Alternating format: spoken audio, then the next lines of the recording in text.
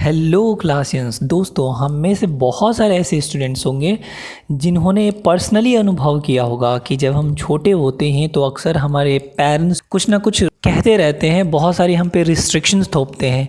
यहाँ मत जाओ, वहाँ मत जाओ, इसके साथ मत खेलो, ऐसे दोस्त मत बनाओ। किस तरह तुमने अपना हुलिया बना लिया है। और हमें भी पता है कि हम इस तरह के क्वेश्चन सुन सुन करके हमारा कितना दिमाग पक जाता था। हमें ये काफ़ी बोरिंग लगता था और हम इमेजिन कर लेते हैं कि काश मेरे माता पिता ही नहीं होते, काश मैं एक आज़ाद पंछी की तरह होता।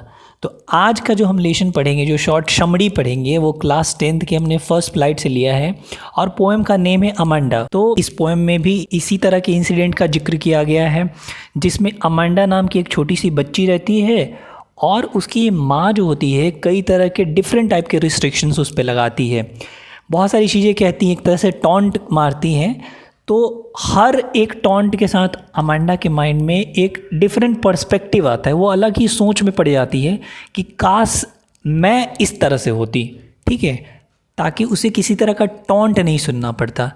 तो लेट्स स्टार्ट द पोएम। और जहाँ तक अगर आप देखोगे कि इस पोएम का मैं आपको English as well as Hindi दोनों ही लैंग्वेज में मैंने बहुत ही शॉर्ट एंड क्रिस्प नोट्स दिया है, आप इजीली इस चैप्टर को समझ सकते हो, ठीक है। ये जो पोएम है ये बात करता है एक पेरेंट्स द्वारा अपने किड्स को बार बार टॉन्ट मारने से रिलेटेड है। ऑलरेडी मैंने आपको ये चीज़ बता रखी है और इस पोएम में मैंने ये भी बता रखी है कि जो मेन विक्टिम है जिसको ये सारे टॉन्ट झेलना पड़ा है, उसका नाम एक छोटी सी बच्ची जिसका नाम होता है अमांडा।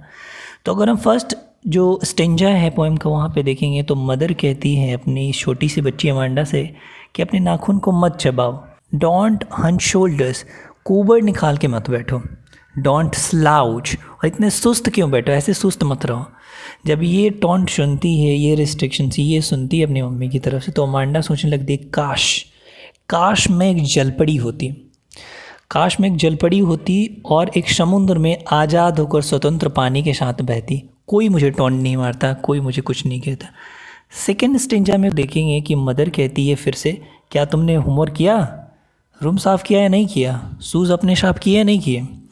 ये टॉन्ट मारने के बाद फिर से अमांडा जो है वो एक इमेजिनेशन की दुनिया में चली जाती है, सोचती है कि काश मेरे माता पिता होते ही नहीं, मैं अनाथ होती तो कितना अच्छा होता कि मैं गलियों में एकदम आज़ाद घूमती, कोई मुझे रोक टोक नहीं करता, ऐसे नंगे पैर भी जाती, चाहे कैसे कुछ भी करती, कोई मुझे कुछ नहीं रखता। नेक्स्ट स्टेंजा में देखेंगे फिर मदर का जो टॉन्ट है, कहती है कि चॉकलेट मत खाओ, मेरी तरफ देखो जब मैं तुमसे फेस टू फेस बात कर रही हूँ।